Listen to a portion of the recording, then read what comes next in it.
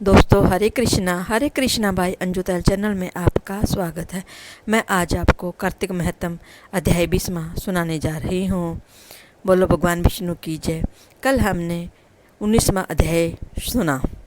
ब्रह्मा आदि देवता आकाश से उसका प्रवेश देखते रहे। वृंदा के शरीर का तेज श्री पार्वती जी के शरीर में चला गया और आकाश से जय जय शब्द होने लगा। पतिव्रत धर्म के प्रभाव से वृंदा ने मुक्ति प्राप्त की। कल हमने ये सुना था। 20वां अध्याय। राजा पृथ्वी ने कहा, हे देवऋषि, इसके पश्चात युद्ध में क्या हुआ तथा वह दैत्य कैसे मारा गया? कृपा कर अब उस अद्भुत कथा को मुझे कहिए। देवऋषि नारद जी बोले, जब गिरिजा वहाँ से अदृश्य हो गई और गंधर्वी माया भी विलीन हो गई, तब भगवान वृषध्वज चैतन्य हो गए। उन्होंने लौकिकता व्यक्त करते हुए बड़ा क्रोध किया। फिर भगवान शंकर जलंधर से युद्ध करने लगे।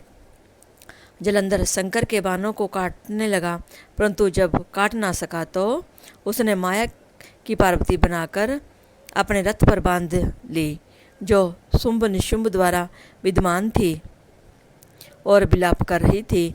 तब अपनी प्रिय पार्वती जी को इस प्रकार कष्ट में पड़ा देखकर लौकिक लीला दिखाते हुए भगवान शंकर प्रकृत जनों की तरह व्याकुल हो गए और उन्होंने अग्निपुंज की तरह भयंकर रौद्र रूप धारण कर लिया।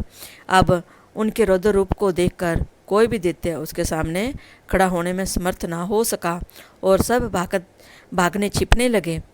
यहाँ तक कि शुंभ निशुंभी युद्ध में स्थिर होने को समर्थ ना हो सके। जलंधर की सारी माया क्षण मात्र में नष्ट हो गई। संग्राम में चारों ओर हाहाकार होने लगा। शिवजी ने उन भागते हुए शुंभ और निशुंभ को श्राप देकर बड़ी धिक्कार दी और उनसे कहा, तुम दोनों बड़े दुष्ट हो, तुमने मेरा बड़ा अपराध किया है। तुम पार्वती को मारते थे और अब युद्ध से भागते हो। भागते को मारना पाप है, इससे अब मैं तुम्हें नहीं मारूंगा, परंतु गौरी तुम्हें अवश्य मारेगी।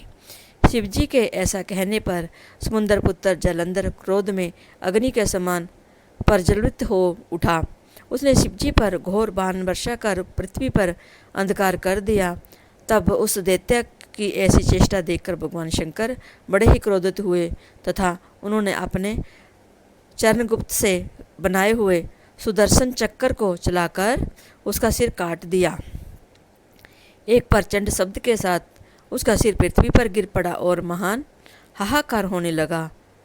अंजन पर्वत के समान उसके शरीर के दो खंड हो गए।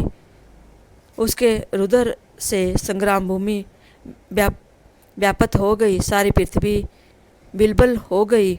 शिव आज्ञा से उसका रक्त और मांस महागौरव में जाकर रक्त का कुंड हो गया तथा उसके शरीर का तेज निकलकर शंकर जी के शरीर में वैसे ही प्रवेश कर गया जैसे कि वृंदा का तेज गौरी जी के शरीर में प्रविष्ट हुआ था। जलंधर को मरा हुआ देखकर देवता, गंधर्व और सर्व प्रसन्न हो गए। बोलो भगवान शंकर की जय। 20वां अध्याय समापन।